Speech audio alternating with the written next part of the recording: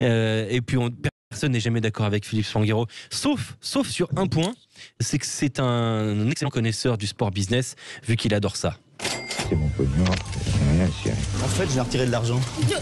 Amis, ouvrez vos cœurs, non n'ayez pas peur, l'argent ne fait pas le bonheur. Shut up and take my money. L'argent fait pas le bonheur, sauf chez un homme, Cheslin Colby, probablement, mais aussi Philippe Spanghero. Son agent aussi. Et son agent Jay-Z. Philippe, on est rentré dans un pan de l'histoire du rugby désormais. Est-ce qu'on peut parler d'un transfert historique, vu les montants astronomiques que vous allez nous détailler ? En effet, on a dépassé pour la première fois le million d'euros d'indemnité de rachat de contrat. Donc, on se refuse quand même un peu dans le rugby à parler de transfert parce que non, mais disons-le clairement, c'est un transfert. Oui, mais je le dis souvent, ça doit faire partie pour moi intégrante de l'économie du rugby. On voit à quel point sur un joueur, alors c'est un cas très particulier, mais ça peut changer la phase des finances du Stade Toulousain. Donc de toute façon, ce sujet va arriver sur la table et va être structuré. Et on va avoir de plus en plus de sujets de ce type en cours de saison. Alors c'est pas tout à fait le même cas que Gaël Fickou, dont on a beaucoup parlé, et pour les montants et pour la forme, parce qu'il a joué la même saison sous 2 maillots différents et quelques semaines après avoir quitté le Stade français contre ses anciens coéquipiers. C'est pire. Et ça, c'était très particulier dans le monde du rugby. Pour Cheslin Colby, c'est pas tout à fait pareil, mais il a quand même quitté ses coéquipiers du Stade Toulousain sur un titre, en leur disant à tous, à très vite, je reviens après le Four Nation, et puis finalement, il va jouer sous un autre maillot. Alors, c'est quand même assez particulier dans l'approche. Pour ce qui est des montants, de ce que j'en sais, on est quand même très loin de ce qui est annoncé sur la presse. Et puis, on est plutôt sur une transaction de rachat de contrat aux alentours du million d'euros, un peu au-delà du million d'euros, mais ce qui est quand même énorme pour 2 saisons de contrat, mais en réalité qu'une saison et demie d'utilisation du joueur. Et puis ensuite, par contre, sur le salaire, on est bien autour d'1 million d'euros, comme ce qui avait été annoncé. Ce qu'il exigeait du côté de Toulouse et qu'il n'a pas eu parce que Toulouse a une grille de salaire et c'est hors grille, clairement. Alors, il y a des grilles et puis au-delà de ça, il y a la règle du salary cap. Donc visiblement, cette année, comme cette transaction intervient après le début de la saison sportive d'un point de vue contractuel et toutes les règles financières édictées par la DNACG, visiblement cette année, l'impact du salaire de Colby n'interviendra pas dans la masse salariale, dans le salary cap du RCT, ce qui leur permet cette saison de rester dans les clous. Par contre, il va clairement y avoir un sujet pour eux la saison prochaine. Et pour ce qui est de Toulouse, au-delà de la grille et de la philosophie de la politique sportive, mais il n'y avait clairement pas les moyens de s'aligner parce qu'il y a des dossiers importants qui arrivent sur la table du côté toulousain pour signer les stars Géminet, Barassi, qui ont émergé à Toulouse. Oui, et puis d'abord pour garder dans les prochaines années ces joueurs stars.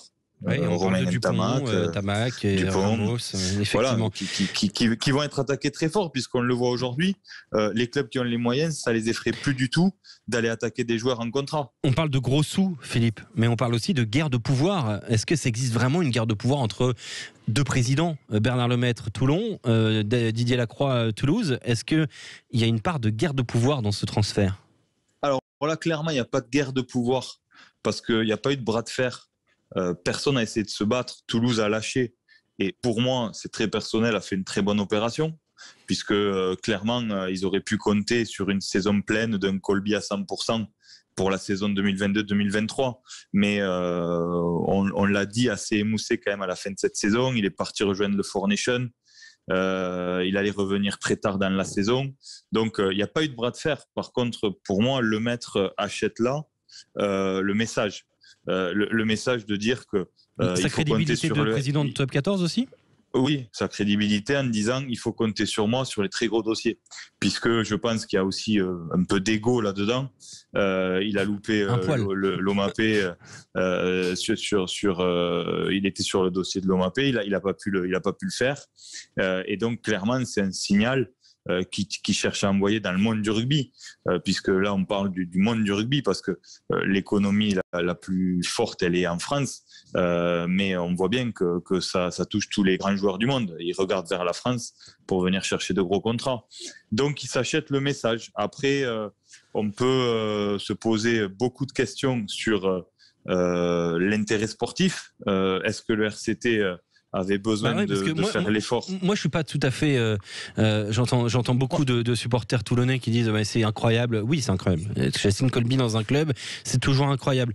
Mais on se souvient quand même des mots de Bernard Lemaitre qui disait moi, je ne ferai pas de Mourad Boudjelal, c'est-à-dire je ne recruterai pas des stars. Je veux m'appuyer sur la formation française et tout. Alors là. À volo, on s'en fiche complètement en fait de ce que Bernard Lemaitre a dit il y a 1 an et demi.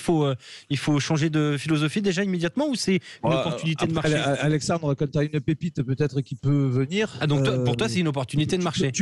Ouais, c'est une opportunité de marché. Qui ne voit pas une philosophie changeante. Voilà, exactement. Je le vois comme ça. Par contre, je vois plus le Stade Toulousain gagnant que le RCT. C'est-à-dire, dans ce sens-là, c'est que Didier Lacroix garde sa politique de club toulousaine et j'en suis vraiment content. C'est-à-dire qu'il y a des barèmes de salaire en fonction des internationaux, des stars ou des espoirs. Et si Colby qui était arrivé, qui n'était pas international et qui a percé en étant à Toulouse, 3 titres, etc. Mais en revanche, je me dis, il a quand même fait venir des gens au stade. Il a généré quand même de la vente, à mon avis, de maillots. Moi, tous les gamins me parlent Colby. Donc, il génère une manne financière parallèle par rapport à tout ça. Et après, demander de l'argent, c'est autre chose. Est-ce qu'on pouvait imaginer rester dans son optique, voilà. Le salaire de Colby à Toulouse, c'était quoi, Philippe? Aux alentours de 600 000 € par an. 50 000 € par mois. Ouais, en réalité, il demandait le double. Ce qui s'est passé d'abord dans les éléments quand même importants, c'est que Chassin Colby est passé sous mandat avec l'agence Rock Nation, qui est une énorme agence mondiale qu'a créé le rappeur Jay-Z, qui s'est mis dans le sport tout de suite avec des très grosses têtes d'affiche du sport US. Et au rugby, ils ont voulu faire un coup en prenant Colisi, qui est le capitaine des champions du monde, et ensuite ils ont pris Colby. Donc ils sont sur d'autres échelles. Et ils ont expliqué en gros à Colby qu'aujourd'hui c'était un des plus grands joueurs du monde, que son image elle valait très cher, et qu'en dessous d'1 million d'euros, c'était se vendre au rabais, et que il fallait pas qu'il discute en dessous de ça. Donc lui, il est revenu à Toulouse, il a dit c'est 1 million d'euros. C'est pas beaucoup plus compliqué que ça. Donc après, est-ce qu'on peut lui en vouloir ou pas, c'est autre chose. Le seul petit point d'interrogation, c'est quand même sur la philosophie, je trouve, parce que c'est vrai qu'il est parti de Toulouse et on peut se poser la question de savoir s'il n'avait pas déjà en tête, de jamais y revenir. Oui, enfin, il est parti comme si potentiellement il ne reviendrait pas, quoi. Oui, et puis ça s'était pas très bien terminé la saison en plus.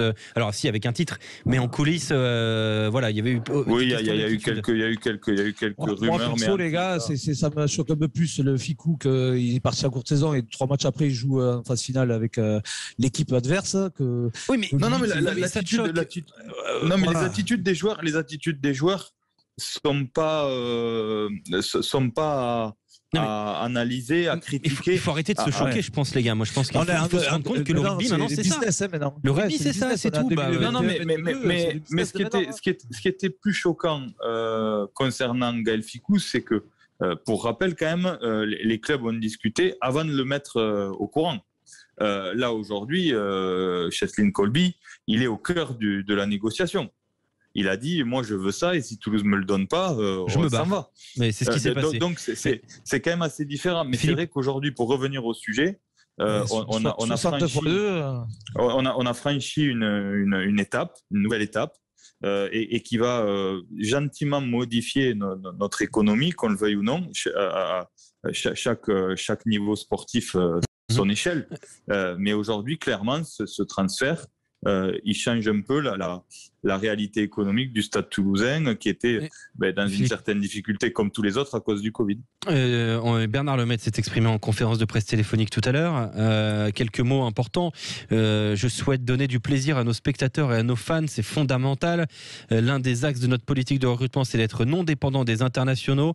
Nous sommes parfaitement conscients que Chassin Colby accentue ce phénomène d'internationaux absents, mais le bénéfice qu'il peut apporter du point de vue sportif, mais aussi économique, a été suffisant pour faire pencher la balance en sa faveur. C'est-à-dire qu'il est à tel point une star aux yeux de Bernard Lemaitre que ces considérations d'absence ne sont pas prises en compte. C'est un point important.